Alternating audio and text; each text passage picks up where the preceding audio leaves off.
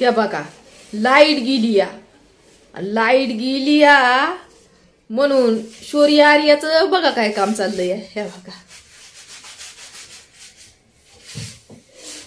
ह्यांचं काय चाललंय तुम्हाला दिसलं नसेल, मी सांगते. हे बघा जी जुनी पुस्तकं आहेत, जुनी पुस्तकं वह्या त्या सगळ्यांनी काढल्यात आणि नवीन जी पुस्तकं आता ह्या वर्षाची घेतलेली आहेत ते ठेवणं चाललंय या. हे बघा तुम्हाला थोडक्यात दाखवते बरं का. हे बघा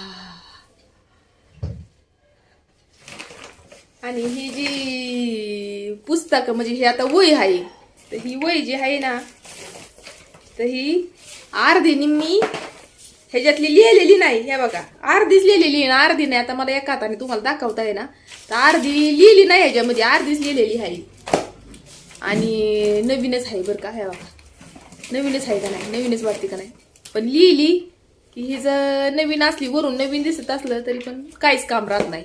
ह्याच्यामध्ये सगळं पूर्ण भरलेली असली लिहिलेली, मग ह्याचं काहीच काम राहत नाही.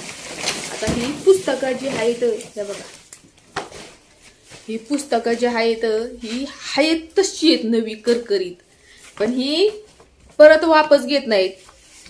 ही कुणाला दिल्या जातात माहितीये का, बंगारवाल्याला. आणि ही पुस्तकं काही कमी किमतीची नाहीत, 5-6 हजाराची आहेत एका जणाची पुस्तकं.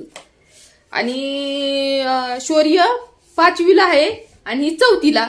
तर पहिलं कसं होतं, मी आमच्या घरात मोठी होती, तर माझी पुस्तकं माझ्या भावाला व्हायची, कारण माझा भाऊ 2ऱ्या वर्गात, मी 6वीला असले तर माझा भाऊ 5वीला असायचा, मग माझी पुस्तकं माझ्या भावाला व्हायची. पण आता तसं नाही. आता बघा ही नवीन पुस्तकं आहेत, तर ही बघा कितवीची आहेत, कितवीची आहे ती, तर ही आर्याची आहेत. तर ही आर्याची, आता आर्याची तर फेकून द्यायला लागते, बंगारवाल्याला द्यायला लागते. पण शौर्याची पुस्तकं आर्याला चालू शकतात, कारण की शौर्य आता 6वीला गेलेला आहे आणि आर्या 5वीला गेली. म्हणजे शौर्याची पुस्तकं आर्याला चालू शकतात, पण तसं नाही, नवीनच घ्यायला लागत यात. म्हणजे हे इंग्लिश मिडियम शाळेचं जे आहे ना, हे तर हे काय आहे माहितीये का, फक्त खर्चात पाडायचं काम आहे, बाकी काहीही नाही. हे खर्च कसा वाढवायचा, खर्च कमी नाही करायचा तर खर्च वाढवायचा कसा, हे आहे मुद्दा इंग्लिश मिडियमचा. आपल्याला वाटतं इंग्लिश मिडियम शाळा, आपण इंग्लिश मिडियम शाळा अजिबात ही सुखाची नाही. आपली ती Marathi medium G semi English आपण म्हणतो ना, ती लय भारी शाळा आहे. मी तर पहिल्यापासूनच माझी इच्छा होती की शौर्य आर्याला मराठीमधूनच शिकवायची, पण त्याच्या बापाचंच लय चाललं होतं इंग्लिश इंग्लिश इंग्लिश इंग्लिश. आता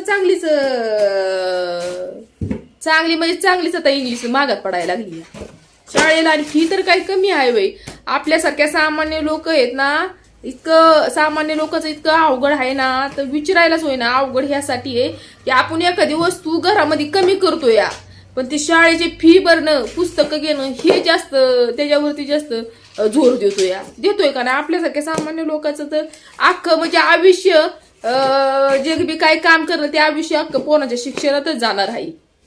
आणि पुढं जाऊन पोरांनी नीट राहिलं तर बरं, आपल्याला सांभाळलं तर बरं, नाही तर आपल्याला टाकावं आश्रम मध्ये नेऊन. एवढं शिक्षण पाणी करून ह्या पोरांनी शिक्षणाला एवढं पैसे घालवून आपण पोटाला चिमटा घेऊन ह्या पोरांचे शिक्षण करायचं, आणि पोरांनी पुढं टाकावं आपल्याला अनाथ आश्रम मध्ये नेऊन. होय ना बाबल्या, काय बोलते मी, ऐकतोय का?